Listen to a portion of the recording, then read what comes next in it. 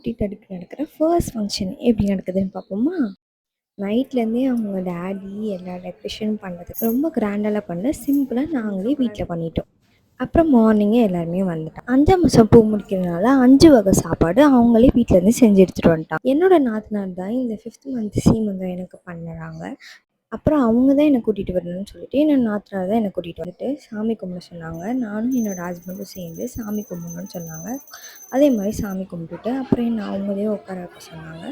உட்கார வச்சுட்டு அப்புறம் என்னோடய நாத்தனார் தான் எனக்கு மாலை போடணும்னு சொன்னதுனால அப்புறம் அவங்க கையிலேயே எனக்கு மாலையும் போட்டாங்க. ஃபஸ்ட்டு நலங்கு வயசில் பெரியவங்க தான் வைக்கணும்னு சொல்லிட்டு என்னோட நாத்தனாரோட மாமியாரே ஃபஸ்ட்டு நலங்கு வைக்க ஸ்டார்ட் பண்ணாங்க. அடுத்த வந்து ஒருத்தவங்களுமே நலங்கு வைக்க ஸ்டார்ட் பண்ணிட்டாங்க.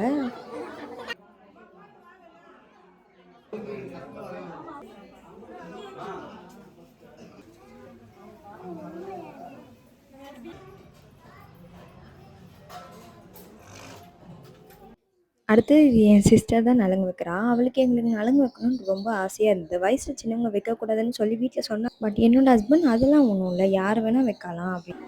அப்புறம் ஃபைனலாக எல்லாருமே நலங்கு வச்சு முடிச்சிட்டாங்க. என்னோட மாமியார், அம்மா, அப்புறம் நாத்தனாரோட மாமியார் எல்லாருமே சேர்ந்து லாஸ்ட்டாக ஆட்டம் கழிச்சாங்க எனக்கு.